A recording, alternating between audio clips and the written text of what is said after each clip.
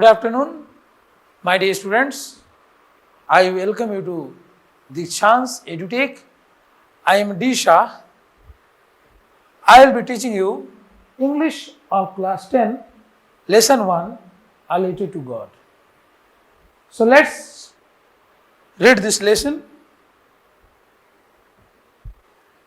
A Letter to God is a beautiful story depicting tender human emotion. This is the story of a poor farmer, and this story is written by G.L. Fuentes. G.L. Fuentes is the writer of this story. We must know something about the writer.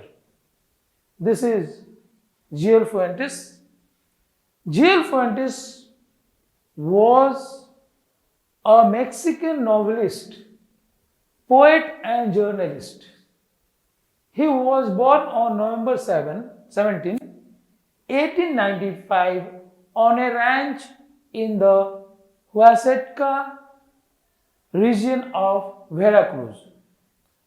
So basically, this story is written by this famous writer G.L. Fuentes. So he is remembered as a great novelist as well as a poet and a journalist. And he was born on a farmhouse in a region of Veracruz, and Veracruz is a province of Mexico. He began writing at the age of 15, just as the Mexican Revolution broke out. और G.L. Fuentes 15 साल की उम्र में लेखन का कार्य शुरू कर दिया. कब? जैसे कि मैक्सिकन क्रांति का शुरुआत हुआ. He is best known for being one of the most important chronicles of the Mexican Revolution and its effects. So, G.L. Fuentes has been a very influential person in the Mexican Revolution, and due to him, this country is remembered by everyone, and everyone remembers him as a great writer.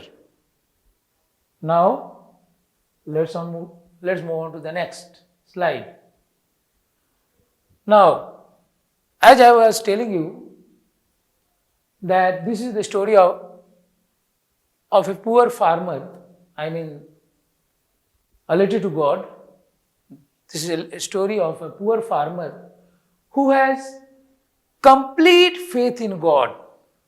ये जो कहानी है एक गरीब किसान के बारे में है जिसका भगवान पर पूरा भरोसा रहता है. He remembers God when he loses his crops due to hailstones and hailstorms. ओले पड़ने लगे, काफी तेज बारिश हुआ और उस बारिश के साथ आंधी तूफान भी था और ओले पड़ने लगे और ओले पड़ने के कारण उसका सारा फसल बर्बाद हो जाता है. और ये किसान जो है जिसका नाम है Lencho, he is the main character of this story. उसे भगवान पर पूरा भरोसा है, पूरा विश्वास है. तो क्या करता है, एक पत्र लिखता है भगवान को जिससे कि भगवान उसकी मदद करे. तो इतना विश्वास रहता है भगवान पर उसे. So now let's see the theme of the story. The story discusses the power of innocent faith in God by a man and how he is able to accomplish his want through it. ये कहानी क्या दर्शाता है ये कहानी? यह दर्शाता है कि बहुत ही मासूमियत की तरह एक विश्वास एक करता है, एक व्यक्ति भगवान में अटूट विश्वास करता है। उस इनोसेंसी को दर्शाया गया है इस कहानी में, और किस प्रकार से अपने जो जरूरत रहता है उसे पूरा भी कर लेता है। He is able to accomplish his needs through having a faith in God. The story ends with an irony, और यह जो कहानी है एक आयरनी में खत्म हो जाता है। क्यों आयरनिकल है? I will tell you. Okay, I will just prove it how this story has been ironical. Okay, he has extreme faith in God. यह जो गरीब आदमी है, पुअर फार्मर जो है, उसे भगवान में अटूट विश्वास है। He has full faith in God, and through this story the writer had tried to depict the invincible and insurmountable faith in God of a simple, poor, honest and hard-working farmer. और इस व्यक्ति का इतना अटूट विश्वास है भगवान में कि उसके मन में एक बहुत ही पावरफुल फेथ आ जाता है। He acquires a powerful faith in God, and due to that, he is able to accomplish his want. So, इस कहानी में एक सिंपल, बहुत ही साधारण, गरीब, ईमानदार और एक हार्ड वर्किंग, बहुत ही मेहनती फार्मर का वर्णन किया गया है इस कहानी में, जो कि बहुत ही रोचक कहानी है, बहुत ही इमोशनल स्टोरी है। This is a very emotional story, बहुत ही भावनात्मक कहानी है। तो चलिए नेक्स्ट स्लाइड में पढ़ते हैं। Next, now we will see the pen sketches, key points. ये पेन स्केचेस हैं कि इसमें कौन कौन सा कैरेक्टर्स हैं। सो who are the main characters in this story? So basically there are three main characters in this story. Lencho, who is a poor farmer, then postmaster, who works in the post office, and then the third character is Lencho's wife. But Lencho is the main character of this story. And both the postmaster and Lencho's wife, they are the other characters. You can call them the secondary characters. Okay. So let's know about these characters first. First, I will describe our Lencho. Lencho, he had a firm belief in God and was very innocent. Lencho जो एक गरीब किसान है, उसे भगवान में अटूट विश्वास रहता है, भगवान पर उसका बहुत आस्था रहता है, गहन आस्था रहता है, और बहुत ही इनोसेंट है, बहुत ही मासूम है। अपनी मासूमियत का भी परिचय उसने दिया है, अपनी ईमानदारी का भी परिचय दिया है। He was very caring for his family, and that is why he decides not to give up and find some way to help his family. So when Lencho's crops are ruined or destroyed by the hailstorm, he never goes in depression. He never gets depressed. First, he thinks about that, what he will be doing, how he will run his family, how he would feed his family members and also himself. But afterwards, he forgets about that despair, and he turns out to be a very caring person for his family, and he never gives up his hope and tries to help his family. तो कभी भी वो हार नहीं मानता है, भले वह बहुत ही विषम परिस्थिति से गुजरने लगता है, लेकिन उसे भगवान पर अटूट विश्वास रहता है और वह सोचता है कि भगवान जरूर उसकी मदद करेंगे। पोस्टमास्टर, तो ये हो गया लेंचो के बारे में एक संक्षिप्त परिचय। Now come to the second character, postmaster. The postmaster is a nice, helpful and genuine person whose natural instinct was to help Lencho, and therefore he collects money for him and even deducts some money from his own salary. So basically, as written in the story, the postmaster is a very kind-hearted person, बहुत ही दयालु किस्म के व्यक्ति है, जिनको किसी का तकलीफ, किसी का दुख देखा नहीं जाता है। ये किसी के तकलीफ और दुख को देख नहीं सकते हैं। कौन? पोस्टमास्टर। सो बहुत ही हेल्पफुल पर्सन है, is a very helpful person and very honest person, और उनका एक नेचुरल हैबिट रहता है उनमें, जिससे कि वो लेंचो का मदद करने का कोशिश करते हैं और मदद करते भी हैं। And in order to help Lencho, he collects money from his employees and also he deducts a part of his salary. तो लेंचो की मदद करने के लिए क्या करते हैं, जो उनके साथ उनके ऑफिस में जो कर्मचारी लोग काम करते हैं, उनसे कुछ पैसा लेते हैं, मांगते हैं डोनेशन के रूप में, और अपने सैलरी का कुछ हिस्सा भी वो मिलाते हैं, जिससे कि वो लेंचो को भेज सके पैसा। Now the third character is Lencho's wife. Lencho's wife is too a believer of God and has enough faith on her husband. Lencho की पत्नी को भी भगवान पर अटूट विश्वास है और साथ ही साथ उसकी पत्नी को अपने हस्बैंड पर भी बहुत ज्यादा विश्वास है। So she is a pious lady and she is an honest and a very hard working lady, who? Lencho's wife. And she feels that God would surely help their family, help her family. Now next. Now we must know about the literary devices used in this story.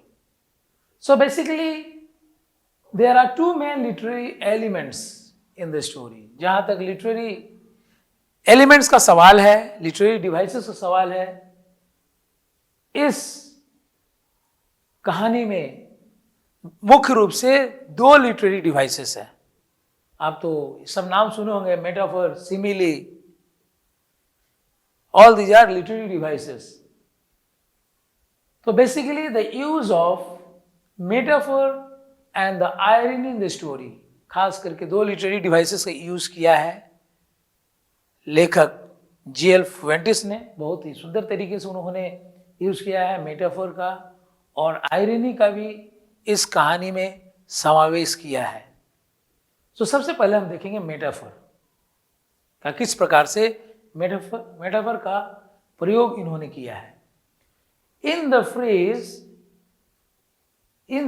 huge mountains of clouds, the author draws comparison between hugeness of the mountains with the clouds. तो metaphor का मतलब होता है, this is a type of literary device in which we compare certain words with another words. जैसे लेखक ने यहाँ पर ह्यूज माउंटेन्स ऑफ क्लाउड्स, मतलब विशाल जो विशाल जो पहाड़ के जैसे बड़े बड़े जो बादल होते हैं उसको कंपेयर किया है विद द ह्यूजनेस ऑफ माउंटेन्स। मतलब पर्वत जो होता है बहुत विशाल होता है। You know how vast, how big, how enormous is a mountain, and here the writer compares the huge mountains of clouds with the hugeness of the mountains, mountain का विशालता से उसका तुलना किया है। किसका? क्लाउड्स का। तो ये हो गया metaphor. The author compares the raindrops with new coins, और यहां पर देखते हैं कि जो ऑथर है रेनड्रॉप्स को कंपेयर करता है न्यू कॉइन से। जो बारिश के बूंदे जब गिरना शुरू होता है, जब वो जो कैरेक्टर है लेंचो अपने खेत में रहता है और खड़ा होकर देखता है कितने अच्छे बादल दिखाई दे रहे हैं, अब रेन होने वाला है और थोड़ा सा बारिश हो जाएगा तो उसका क्रॉप पूरा खिलखिला जाएगा। तो पहले रेनड्रॉप्स को न्यू कॉइन्स से तुलना करता है। ये लेंचो जो कहानी में जो कैरेक्टर है ये तुलना करता है रेनड्रॉप्स को नए सिक्के के साथ। ठीक है, तो इस तुलने को हम लोग क्या कहते हैं? मेटाफोर। कोई भी चीज का कंपैरिजन दूसरे चीज से जब हम करते हैं तो ये हो जाता है मेटाफोर। उसके समान कंपैरिजन किया गया है, समानता देखा गया है, similarity. The hailstones have been compared to frozen pearls, और जो ये ओले हैं hailstones, इसका कंपैरिजन किया है फ्रोजन पर्ल्स, मतलब बर्फ के टुकड़े जो गिर रहे हैं बारिश में जो बर्फ के टुकड़े जो गिर रहे हैं, जो ओले पड़ रहे हैं, उसको कंपेयर किया है फ्रोजन पर्ल्स से। ठीक है, फ्रोजन पर्ल्स मतलब होता है एकदम फ्रीज हो जाना कोई भी चीज। मतलब एक टेम्परेचर पे -डिग्री टेम्परेचर पर जब लिक्विड बहुत ज्यादा -डिग्री टेम्परेचर पर चले जाता है तो वो बर्फ में बदल जाता है, और इसको फ्रोजन पर्ल्स से तुलना किया है हेलस्टोन्स।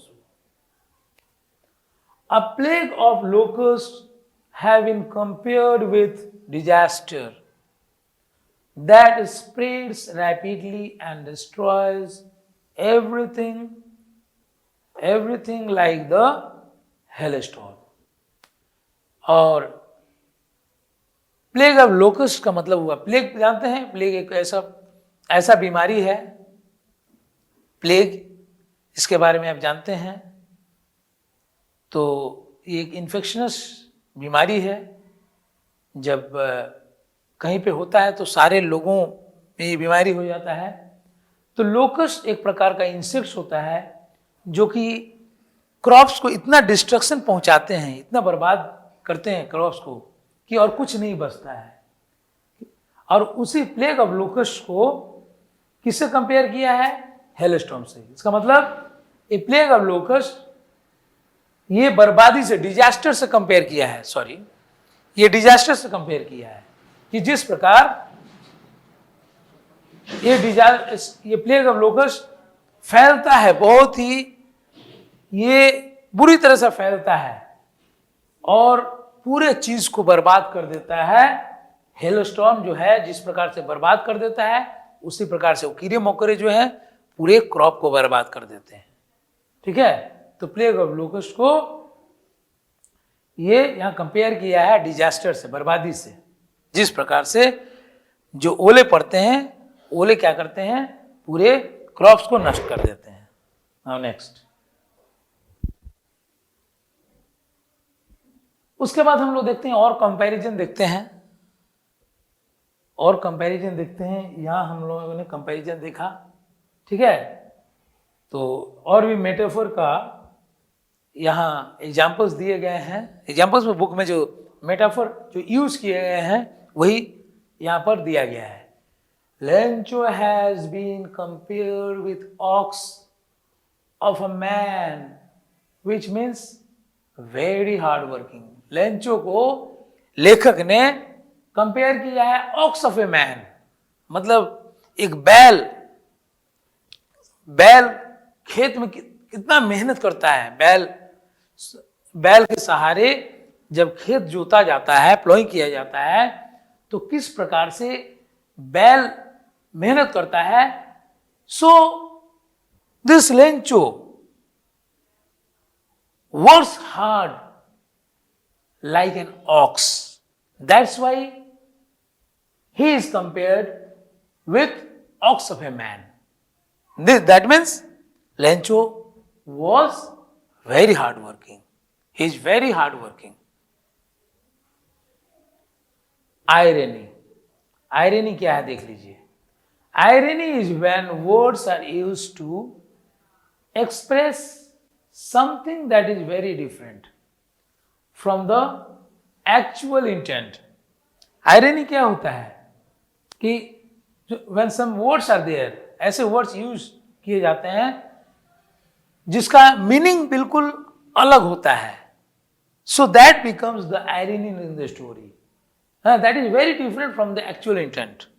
मतलब मेरे मन में कुछ, क्या किसी के मन में इंटेंशन हो सकता है कि क्या किसी के बारे में कह सकता, मान मैंने किसी को मदद किया और हो सकता है मेरे मदद करने के बावजूद भी कोई मेरा बुराई करे, तो ये हो गया आयरनी कि मैंने मदद किया इनडायरेक्टली किसी को और वो व्यक्ति मेरी ही बुराई करने लगा, तो दिस बिकम्स एन आयरनी, ये एक आयरनी हो जाता है. The author has given the story an ironic ending. So this story ends in an irony. Related to God is such an story, such an emotional story, which ends in an irony, which gives an ironic ending. Okay? अब मुझे उम्मीद है कि आप ये metaphor के बारे में सारी चीज क्लियर हो गए होंगे, आयरनी के बारे में भी क्लियर हो गया होगा. नाउ नेक्स्ट स्लाइड की तरफ बढ़ते हैं. Objective. What are the objectives of this story?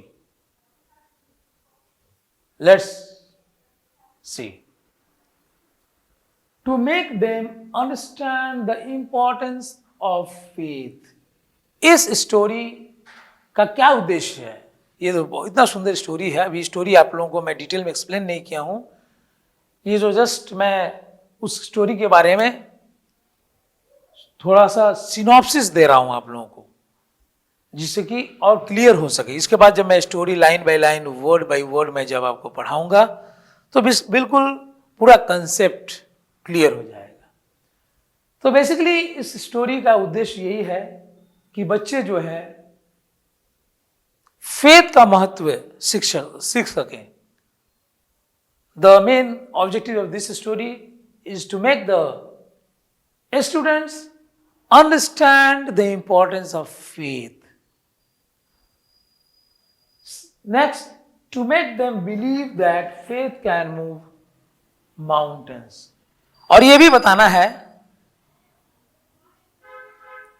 ये भी इस कहानी से ये भी बच्चों को सीखने को मिलता है कि अगर मन में विश्वास है,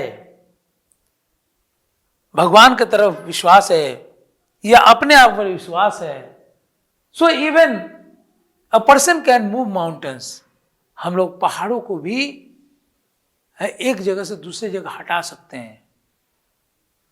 तो ऐसा मन में भावना है, विश्वास ऐसा रहना चाहिए. To develop such a faith in them, to develop confidence in them. और क्या उद्देश्य है?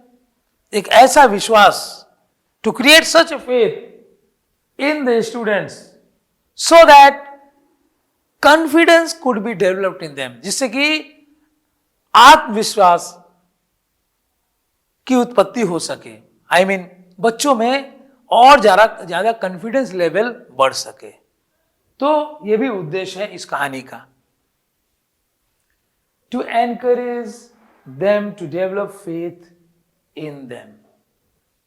और एक और इसका उद्देश्य है इस कहानी का कि बच्चों को हम प्रोत्साहित करें जिससे उनकी फेथ में बढ़ोतरी हो सके, जो अपने आप पर भी विश्वास कर सके, ईश्वर में भी विश्वास कर सके। तो उनके विश्वास को प्रोत्साहित करने के लिए भी, प्रोत्साहित करने के उद्देश्य से भी यह कहानी लिखा गया है। तो खास करके इस कहानी का मेन उद्देश्य है बच्चों में विश्वास को उत्पन्न करना, विश्वास को बढ़ाना, विश्वास के मतलब को समझना कि आखिर फेथ क्या होता है। मन में अगर विश्वास हो तो कुछ भी हो सकता है। जिस प्रकार ये गरीब किसान लेंचो में इतना विश्वास है भगवान के प्रति कि उसे अंत में मदद मिलती है। उसके जो सारे क्रॉप्स बर्बाद हो जाते हैं हेलस्टोन से, उसके बजाय उसे 70 पेसोस मिलते हैं भगवान की ओर से। तो उसका भगवान पर इतना विश्वास रहता है। हालांकि भगवान उसकी मदद नहीं करते हैं, मदद तो पोस्ट मास्टर और एम्प्लॉयज करते हैं, लेकिन भगवान पर अटूट विश्वास को देखकर ये पोस्ट मास्टर बहुत ही क्या करते हैं, दया दिखाते हैं इस किसान के प्रति, इस गरीब लेंचो के प्रति, और पैसा कलेक्ट करके लेंचो को भेजते हैं। तो पूरी कहानी हम लोग जानेंगे।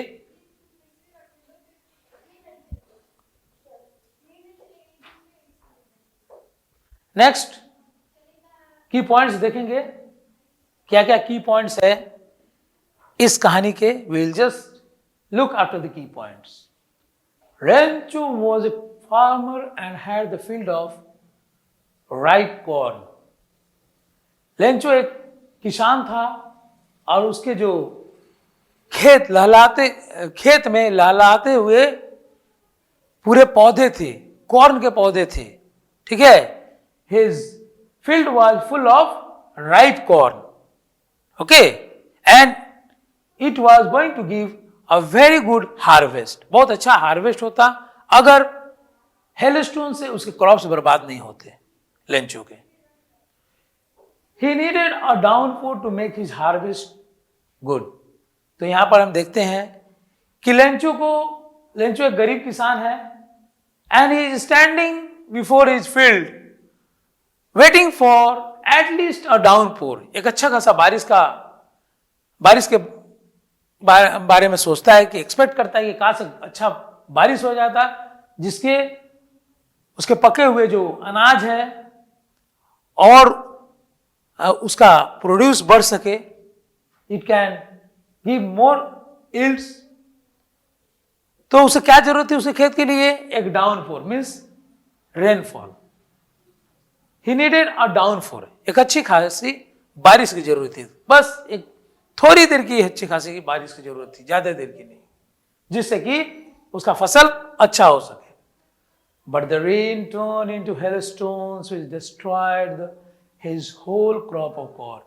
लेकिन जब बारिश आया तो सबसे पहले ये कैरेक्टर जो है लेंचो, गरीब किसान, he becomes very happy, वो बहुत खुश होता है और ये बारिश के बूंदों से हेल स्टोन में तब्दील हो गया, ओले में तब्दील हो गया, जिससे कि उसका सारा क्रॉप बर्बाद हो गया। सो rain drops it turned to hailstones and due to which the whole crop of lencho was destroyed. He had nothing to eat, so he decided to seek help from God. उसके बाद उसके पास खाने के लिए कुछ नहीं बचा हुआ था, पूरे अनाज नष्ट हो गए। अब वो साल भर, एक साल कैसे अपना जीवन गुजर बसर करेगा, वो उसके लिए एक बहुत बड़ा समस्या उत्पन्न हो गया, क्योंकि कुछ नहीं था, कुछ अनाज नहीं था जिससे कि उसके परिवार उसका सेवन कर सके। He wrote a letter to God demanding 100 pesos. When Lencho, the poor farmer, realized that there was nothing left for him and his family to eat. Then he wrote a letter to God demanding 100 pesos because he had complete faith in God. Now, next slide.